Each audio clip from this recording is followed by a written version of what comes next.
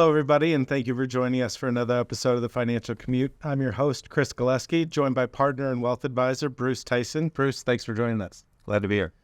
Interesting year in the markets. Very. I think we've had some bank failures. We had a debt debacle. We had a government shutdown. We've had headlines about inflation and interest rates.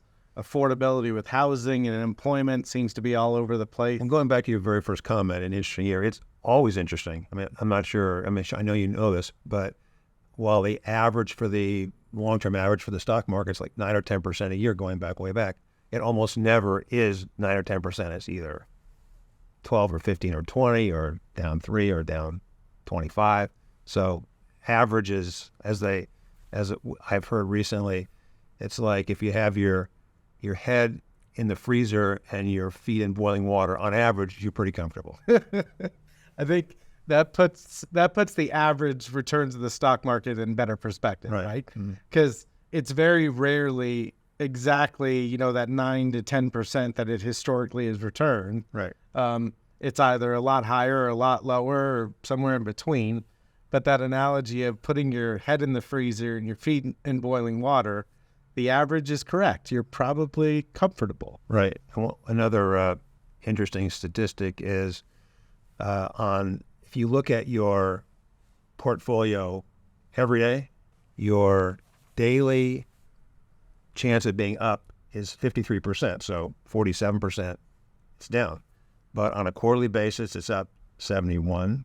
And on a yearly basis, the market's up 78%. So people can worry a lot on a day-to-day basis, but it just takes longer overall perspective to have more comfort being in markets. Warren Buffett even said recently that, there's always reasons why not to invest. Right. I like how you put it in perspective in terms of if you look at your accounts daily, there's a 53% chance that it's up. If you look at it quarterly, I think it was close to 70%. Right. And then if you look at it on an annual basis, about 78% of the time, right, you made money with regards to stocks. We do most of our stock investing with a group called Dimensional Fund Advisors. Right. And they had a speaker come into the office last week that threw out some just mind-blowing statistics. Right. That I just found really interesting. So he threw one example out there of saying, okay, listen, you always have to gauge this risk versus return with clients. Average return for the stock market is, up 9 or 10%, like you said, but it rarely hits that number. Right. You could have big extremes from year to year. Right. And so that's why, people also invest in bonds. Right. But going back to 1926, if you invested $1 into T-bills, over that, call it almost 100 years, that $1 earning that 3 to 4% a year return over that, almost 100 years, that would be $22. Yeah, that's down to that. That's more than a 10 bagger. That's a 22 bagger, right, for 100 years. I mean, I invested $1 in 1926, and I have $22 today. I'm not sure that necessarily kept up with the inflation, right? No, The not purchasing really. power. No. And then he said, okay, well, what about large stocks? So, the last 15 years, large mega cap technology stocks have been the place to be. Right.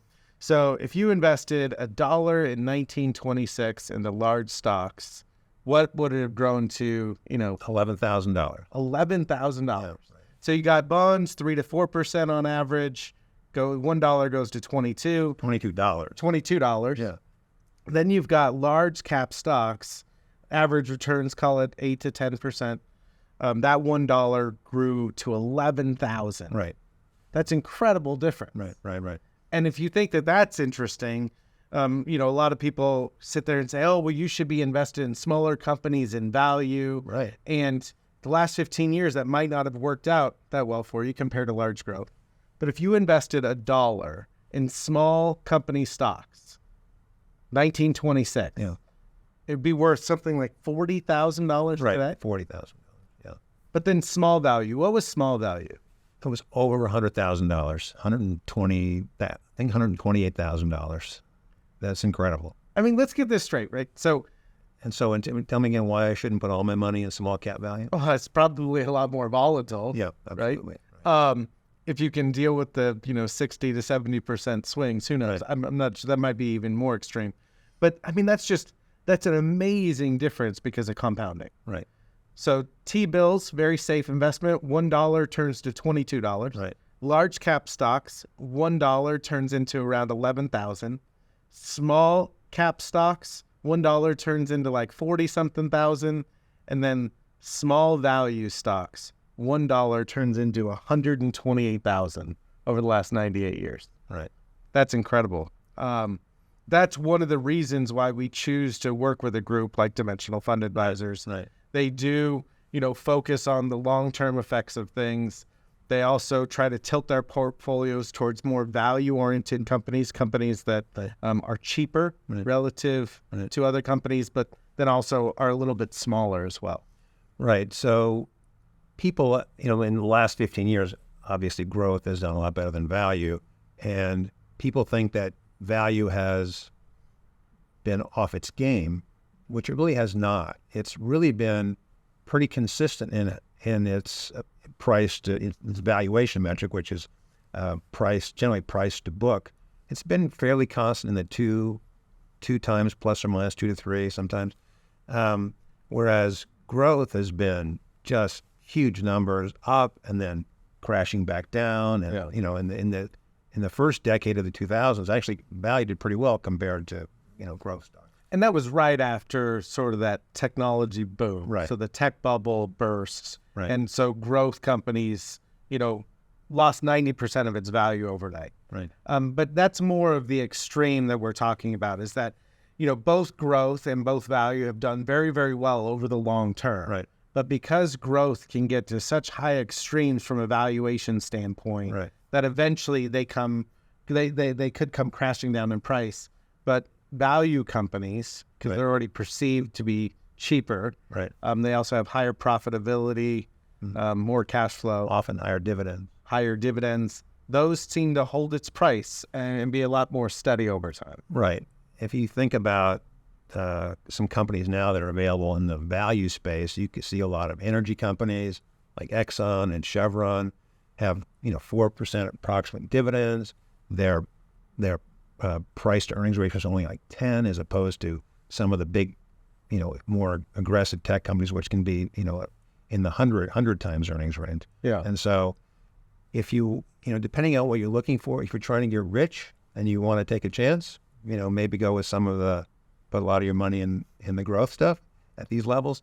But really, we're more comfortable in, the consistent, conservative value plays for part of the portfolio, where we can get those lower valuations but higher cash flows.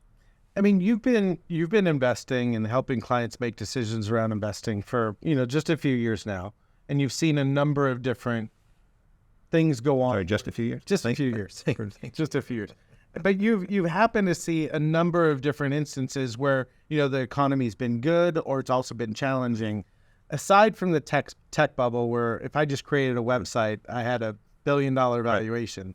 Have you ever seen the market this interesting in terms of 7-8 companies leading the way versus everywhere else just sort of chugging along?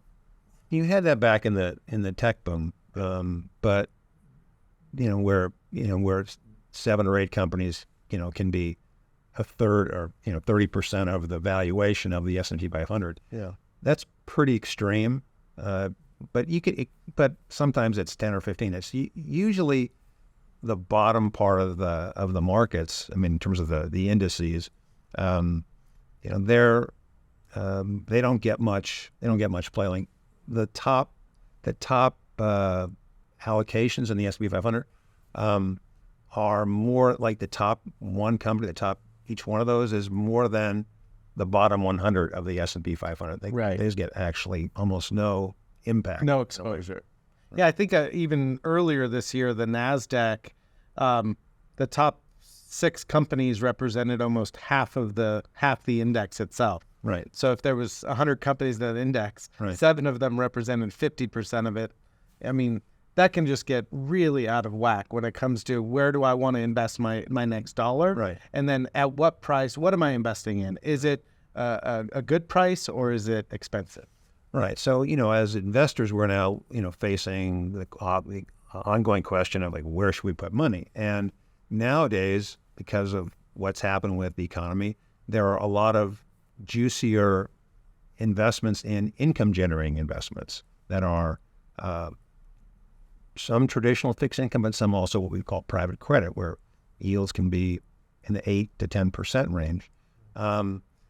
And that is crowding out. I think that's one reason why the average stock has not done that well. I mean, this year, and we're talking in November, the equal weight index for the S&P 500 is all, if you had $1 in every company and a $500 investment, that's actually slightly negative this year. So even though the S&P 500 is up, the average company's not. And so we just as soon be in investments where we're getting positive return, and that's where, and when income investments like this are attractive, then big pension funds and other, very large investors can say, hey, I can get my bogey from doing this without having to take as much risk. So a lot of money goes there, and that puts a damper on, I think, where growth stocks, can go. I think they're still about, if a value company is yielding 4% and you can crank out 3% or 4% capital appreciation, which isn't very much. Right. That's an 8% return. Sure. That's pretty good. Right. That's almost the long-term average of the stock market. And this is really the shift of the tide that has happened over the last couple of years with higher interest rates and the Fed's kind of coming and stepping in.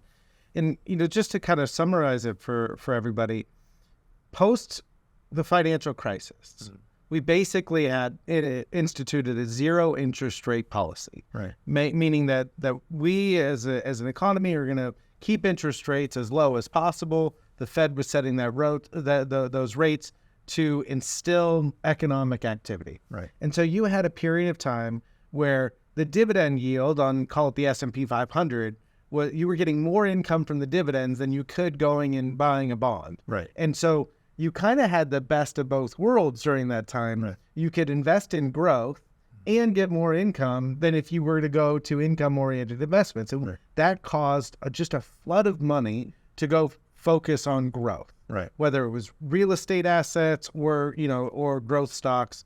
But exactly. All that money, because if it wasn't there, it was getting paid. You were earning less, right. So it all went there. Right. Now all of a sudden, rates are at a reasonable situation. And by the way, that income from rates is contractual. That's a big deal. They have to pay it. Yeah. Yeah. So now all of a sudden in those contractual agreements, those loans, whether it be private credit or other types of fixed income, you can get that 8-9%. Well, if the dividend yield on the S&P 500 is still around 2 or less. Yeah, less. It is. It's probably like 1.3 or 1.4, right?